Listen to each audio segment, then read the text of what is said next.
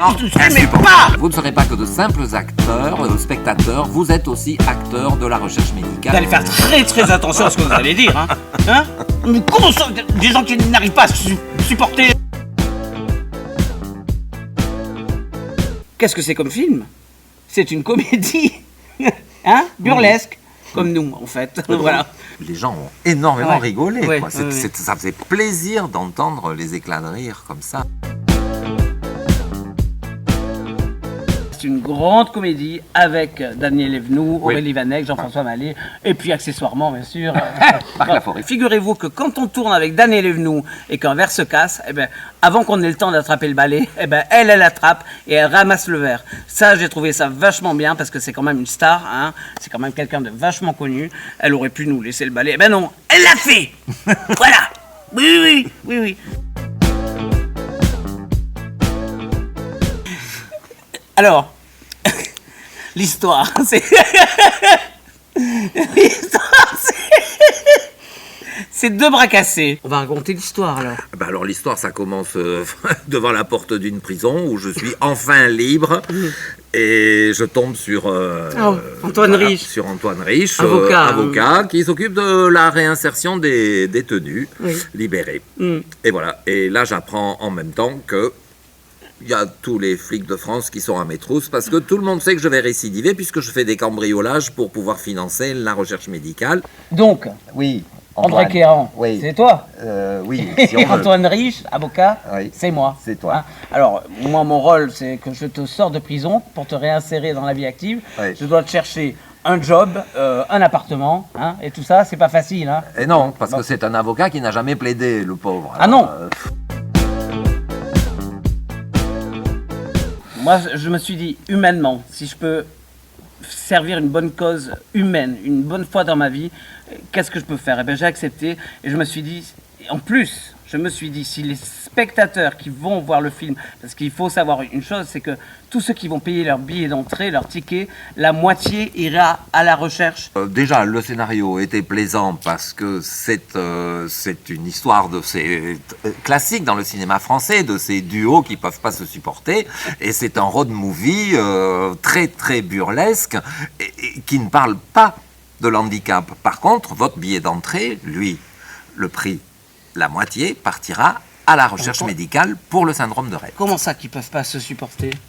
Mais Il y avait des films faits sur le handicap et qu'on montrait le handicap, c'est très bien, mais nous on a voulu aller un petit peu plus loin, c'est-à-dire que faire un film où on l'évoque sans forcément le montrer à longueur de film et où c'est une vraie comédie burlesque et en fait la nouveauté c'est que vraiment l'argent que tous les spectateurs vont mettre pour le ticket du cinéma, la moitié ira vraiment à la recherche pour le syndrome de Rett. Vous ne serez pas que de simples acteurs, spectateurs, vous êtes aussi acteurs de la recherche médicale et ça, il ne faut pas l'oublier, c'est quand même le fondement de ce film et c'est la première fois qu'un film lancé dans les circuits de production offre la moitié des recettes à la recherche médicale et ça, chapeau. Premier film au monde tourné en caméra immersive, c'est-à-dire qu'on a l'impression qu'on est en plein milieu du film quand on va au cinéma. Nous, pendant le tournage, c'était une petite boule qui nous hein, c'est ça. Ouais. Le réalisateur, les techniciens, tout le monde. Il y avait pas énormément de monde, mais le peu de monde qu'il y avait. Allez hop, Partez, allez vous allez, cacher, et nous, derrière on les était voitures, en les bosquets. on était en situation de Le direct. jeu total, le jeu voilà, complet. Le jeu, on avait droit à Ouais, une ça y est. prise, pas deux. Tournez, hop, ça y Voilà. est, c'est parti. Et donc c'est ça qui c'est super excitant. C'était génial. À chaque fois, il fallait que ce soit la bonne. Alors on était super bien dirigés. Amalric Gérard était super bien. Il nous disait, il nous mettait en confiance quand même parce qu'il fallait quand même oser nous lâcher.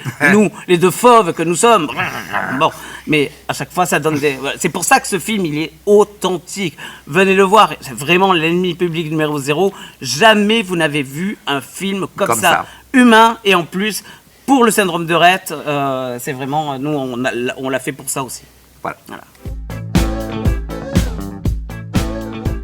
Alors, on n'aime pas s'envoyer des fleurs, mais alors, 10 récompenses déjà 10 récompenses déjà, dont meilleure comédie. Au Festival de Tokyo. Au Festival de Tokyo, par exemple. Il y a plein de festivals, je peux même pas tous les citer, tellement il y en a. On a eu aussi le prix du film féministe, parce que c'est une maladie qui atteint que les filles. Donc voilà, c'est ainsi qu'à New Delhi, on s'est fait reconnaître internationalement, quoi. Voilà.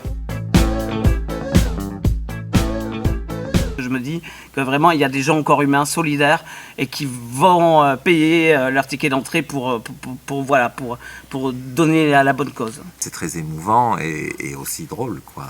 En fait, quand on boucle le film, ça ne fait que commencer. Ouais. Voilà. Franchement, ouais. Voilà. C'est le début d'une aventure. Ouais. C'est le début d'une aventure. Exactement. Il a très bien résumé la chose. Comme toujours.